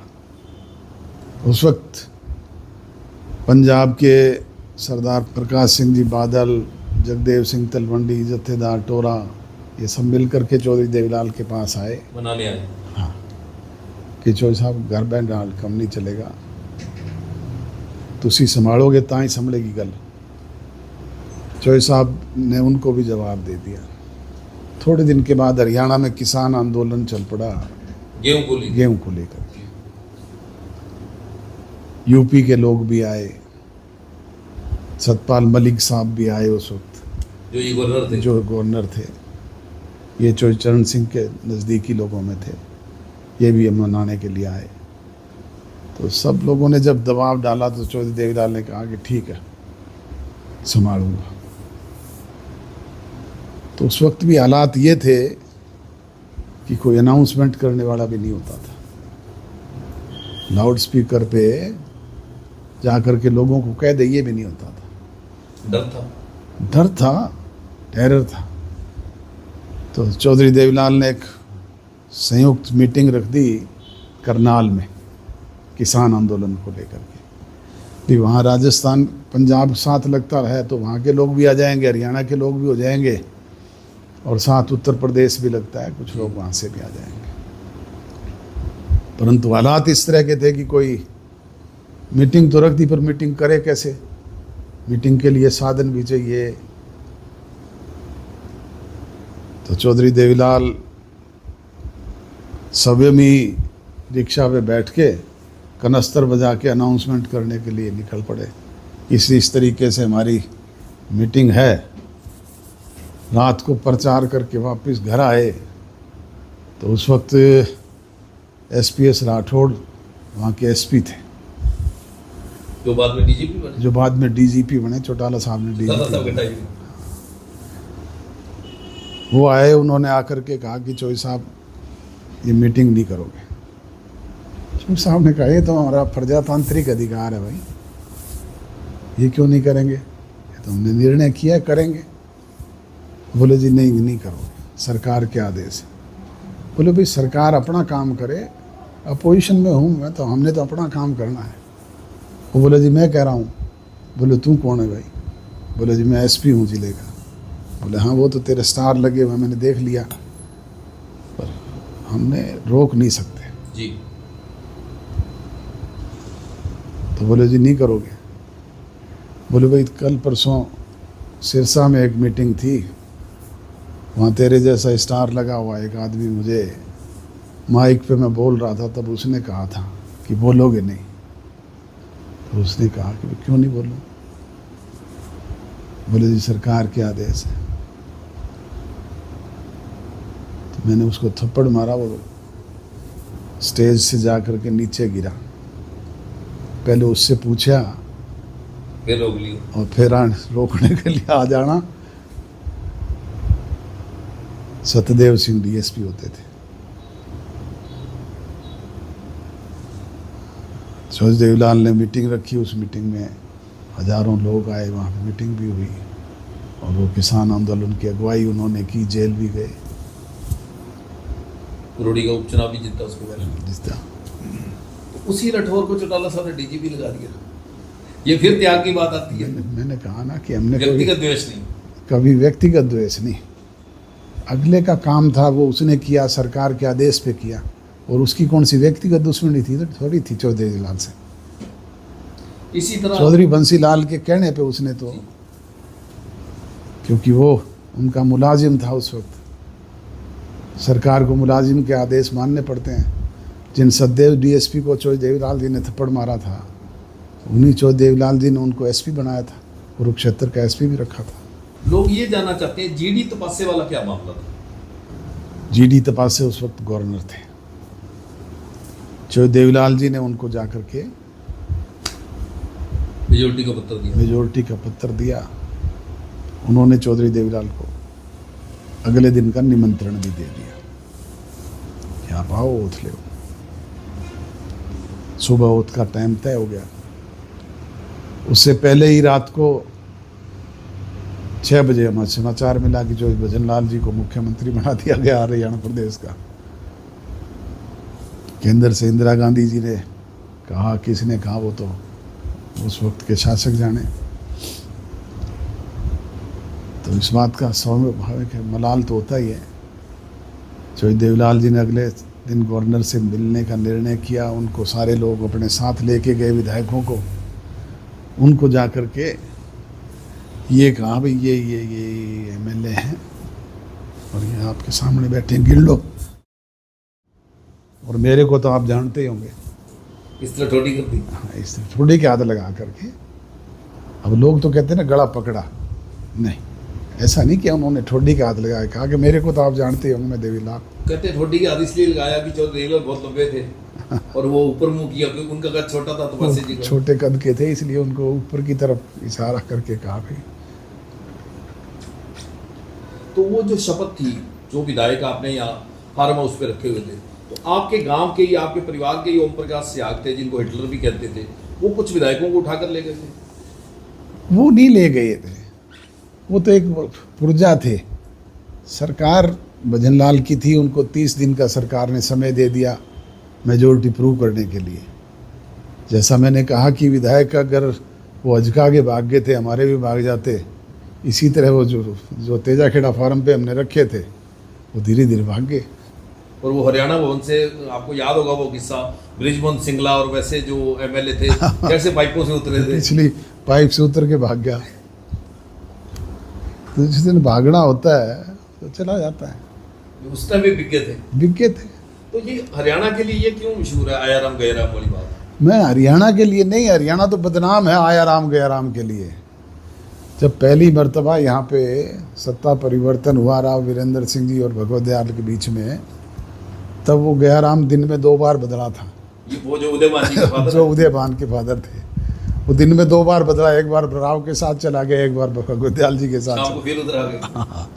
वहां से ये कहावत शुरू हुई। तब से ये कहावत शुरू होगी, हरियाणा आया राम गया राम। गयालाल उनका नाम था। बाकी पूरे देश में कहाँ नहीं हुआ, मुझे ये बताओ, कोई प्रदेश मुझे गिना दो जहाँ।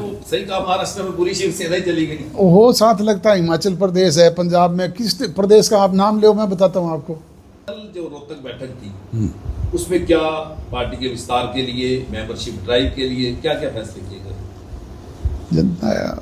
जनता पार्टी चौधरी देवीलाल की नीतियों पर चलने वाला दल है।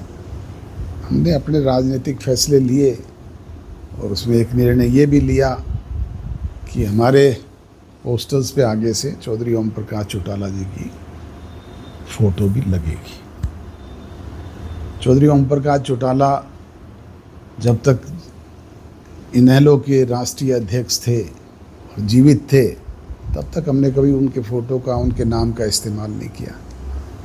हम जितने लोग बैठे थे सब ने उंगली पकड़ करके देर सवेर चौधरी ओम प्रकाश चौटाला से राजनीति सीखी है, उनके साथ काम किया है।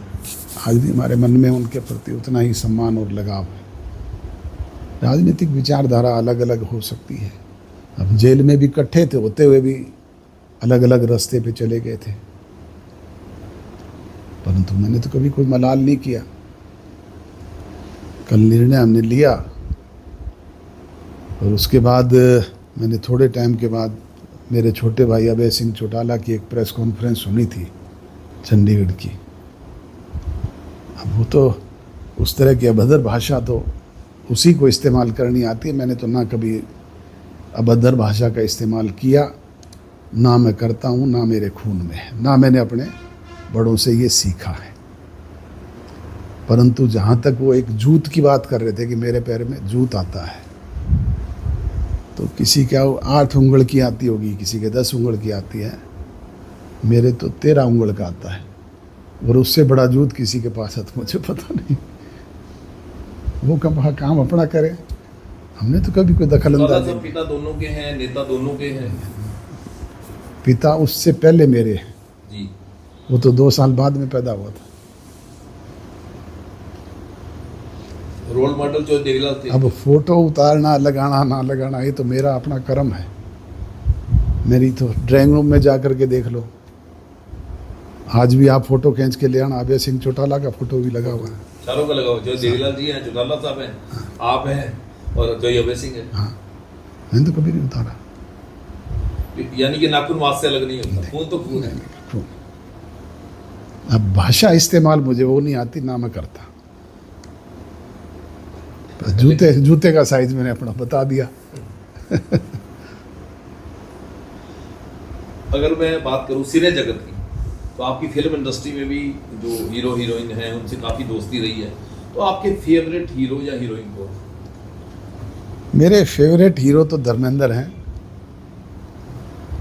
जिनको मैं आज भी बहुत लाइक करता हूँ। और ऐसे इंडस्ट्री में बहुत सारे लोगों से व्यक्तिगत ताल्लुकात भी हैं। संजय दत्त हैं, वो तो आपके मित्र हैं। हाँ मित्र हैं, बहुत सारे लोग हैं, एक नहीं अनेक हैं।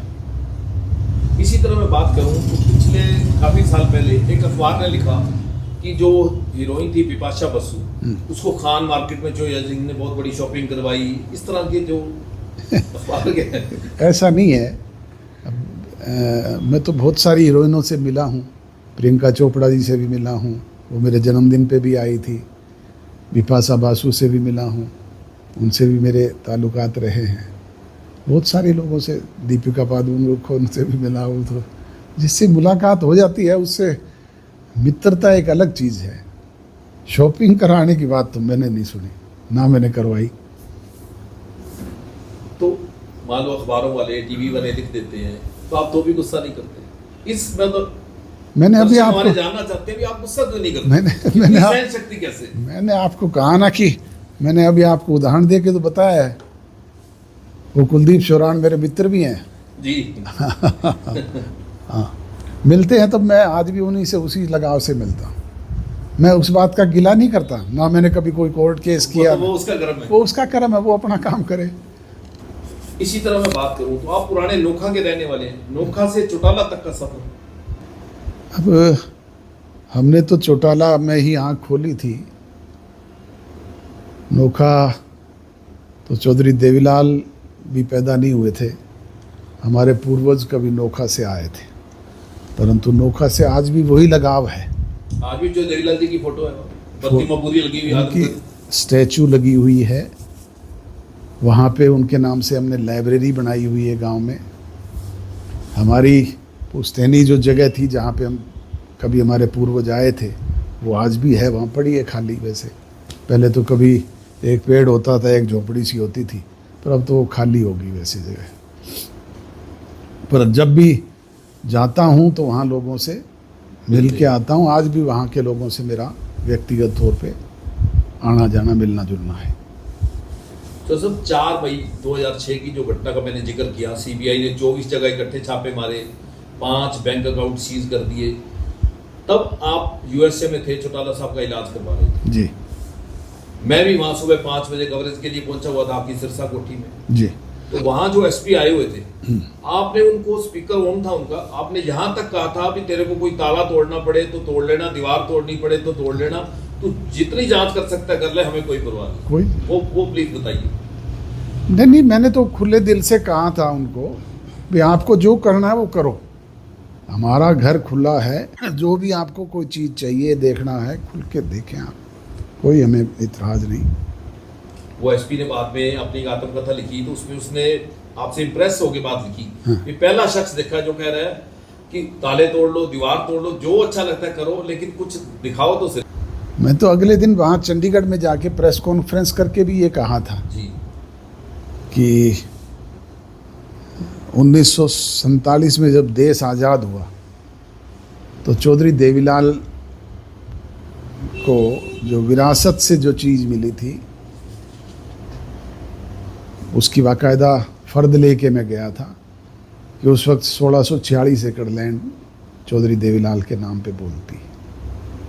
जब भारत पाकिस्तान में विभाजन हुआ, हाँ, विभाजन हुआ, जब देश आज़ाद हुआ तब की फ़र्द लेके गया था। पंजाब लैंड रेवेन्यू एक्ट, और दूसरे लोगों का रिकॉर्ड भी लेके गया था कि भूपेंद्र हुड्डा सिंह के पास क्या था, चौधरी भजनलाल का परिवार जब पाकिस्तान से आया उनके पास क्या था।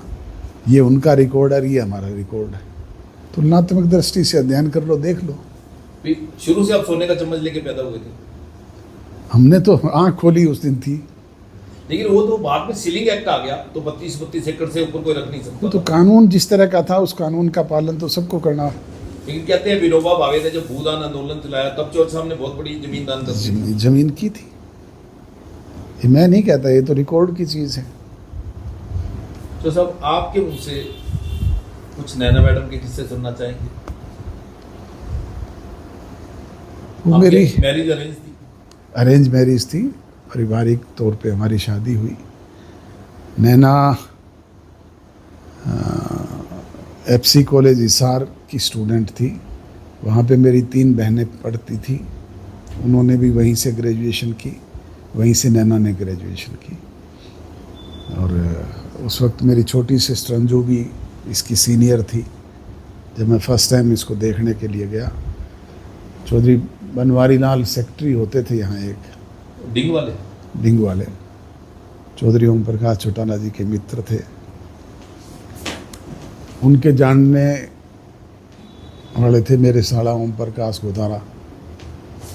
उन्होंने उनसे अप्रोच किया, उन्होंने चौधरी देवीलाल चौटाला जी को कहा और उन्होंने पारिवारिक तौर पे मुझे आदेश दिया रिश्तेदारी। शादी से पहले कभी एफसी कॉलेज जाके मिलने का मौका मिला? हाँ, शादी से पहले जब मुझे ये परिवार से पता लगा कि इस तरीके से तेरे रिश्ते की बात चल रही है भाई, तो मेरे मदर ने ही भेजा था कि तू लड़की देखा।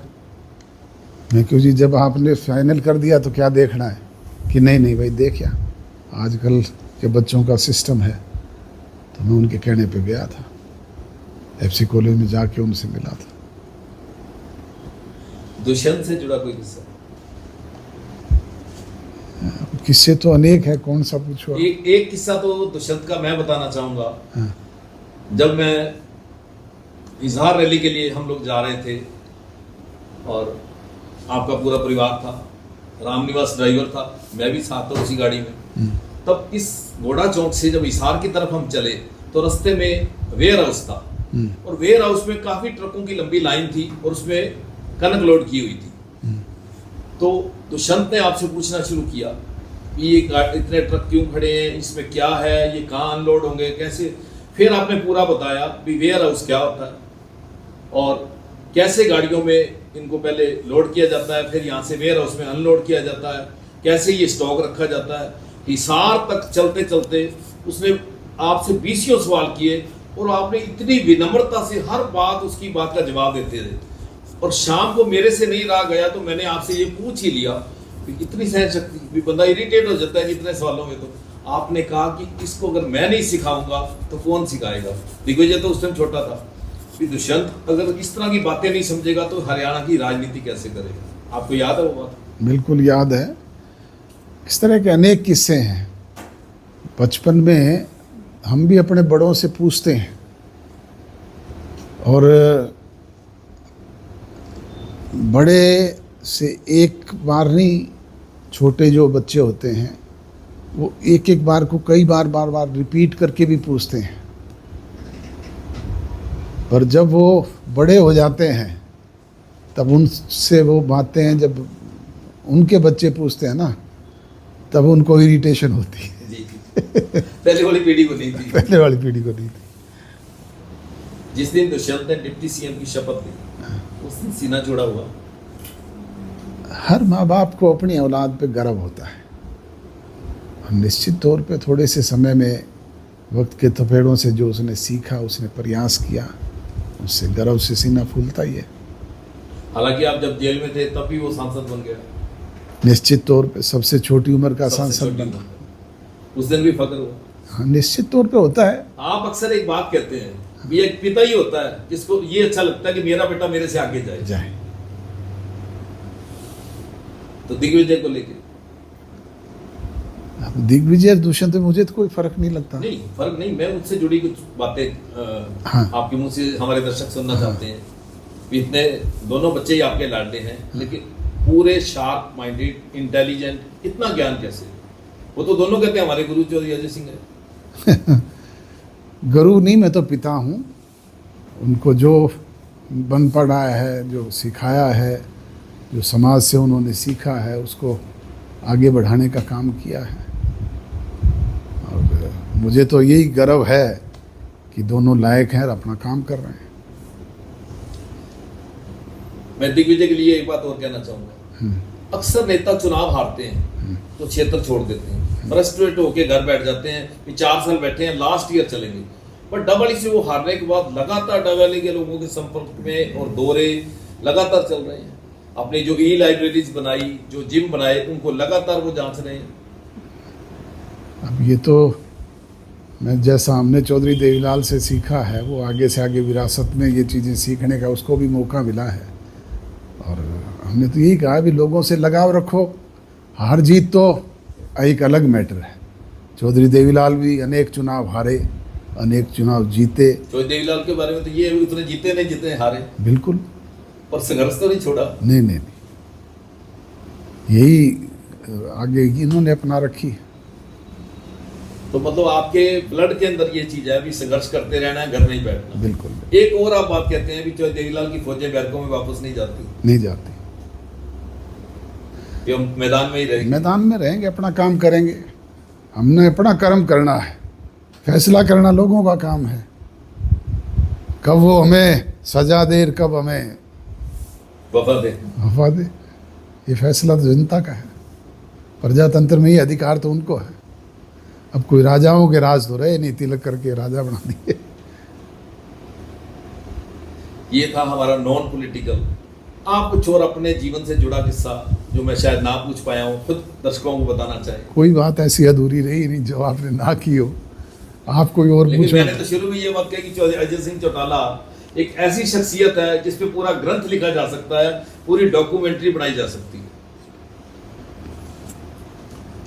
आज की युवा पीढ़ी के लिए कुछ कहना चाहेंगे? मैं तो यही कहूँगा सबसे कि भाई अच्छे कर्म करो, आगे बढ़ो, फल की चिंता ना फल की चिंता मत करो। फल देना प्रजातंत्र में जनता का काम है। अच्छे कर्म करोगे तो फल भी अच्छा मिलेगा। नशा बहुत ज्यादा है सिरसा में, ये चीजें नहीं थी। राजस्थान और पंजाब के सराउंडिंग है, उस चीज का बड़ा प्रभाव पड़ रहा है। हमारी युवा पीढ़ी के लिए क्या कहना चाहेंगे? नशा तो पहले भी था, हम तो पैदा हुआ तब से देखते हैं। पहले नशा दूसरी तरह का था, अफीम का था, पोस्त का था, सुल्फे का था, शराब का था। परंतु अब जो नशे आ गए वो केमिकल नशे हैं, सिंथेटिक। वो लाइफ के लिए वो काम उस वक्त जो लोग नशा लेते थे, जैसे मैंने अफीम पोस्त खाने वालों को बहुतों को देखा है जी। वो खा के काम करते थे और लाल बम पड़े रहते थे, मेहनत करते थे। वो नशा लेके पड़े नहीं रहते थे। पर अब ये जो आजकल का नशा है, ये जो चिट्टा है, स्मैक है, ये जो ड्रग्स के इंजेक्शन लगा लेते हैं, गोलियां खा लेते हैं, तो सुन हो के पड़े रहते हैं। ये बहुत बुरा नशा है। इससे तो आप रोज़ाना मरते देखते हैं नौजवानों को। और नशे के खिलाफ हमने तो दवाली में एक अभियान भी चलाया, से एक संस्था भी बनाई है जो इस तरह के लोगों की मदद करती है। ज्यादातर नशा जो बेरोजगारी वजह है इसकी, बेरोजगारी है, अनएजुकेशन है। अब सरकार का काम है ये तो लोगों को एजुकेट करे। ये तो सामाजिक बुराई है। मैं यहाँ एक बात और सामाजिक बुराई तो समाज के सारे लोग मिलकर के दूर कर सकते हैं। लोग अवेयर हो। लोग अवेयर। एक और जोड़ना चाहूंगा, अगर दुष्यंत चौटाला 75% वाला फार्मूला हरियाणा में लागू करवा देते जो गुजरात में लागू है, ताकि हरियाणा के लोगों को 75% आरक्षण दिया जाए, वो बाद में सरकार ने हटा दिया, कोर्ट में चला गया मामला, उससे काफी हद तक बेरोजगारी दूर ना होती।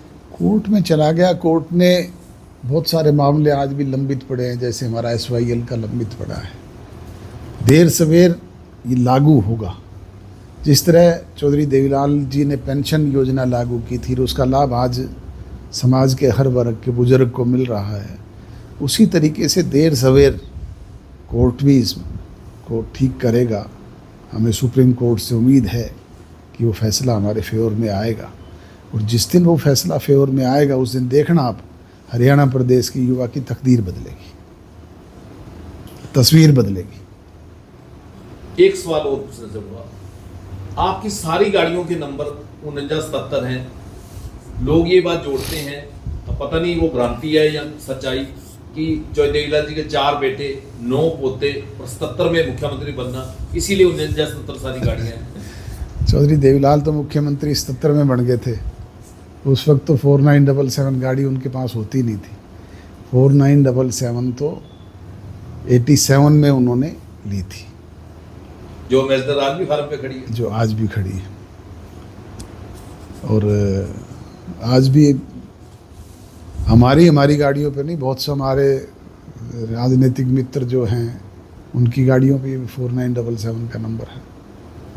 मतलब उस बात का वो नहीं कोई। वो तो पहली बार मुख्यमंत्री 13 मई 1977 को बने थे। 77 को बने थे। तो ये सिर्फ भ्रांति है। भ्रांति है वैसे ही। बादल परिवार के साथ आपके बड़े पारिवारिक रिश्ते रहे हैं, जो देवीलाल के साथ वो पगड़ी बदल भाई रहे हैं, वो रिश्ते आज भी चल रहे हैं। आज भी चल रहे हैं। अब भी सरदार सुखबीर सिंह जी बादल की बेटी की शादी थी, उसमें हमारा पूरा परिवार जाके आया था। इसी तरह बादल परिवार के अलावा और भी कई राजनीतिक घराने हैं हिंदुस्तान के, जिनके साथ आपके बड़े अच्छे संबंध हैं। जिनके साथ संबंध है उनके साथ पारिवारिक रिश्ते भी हैं।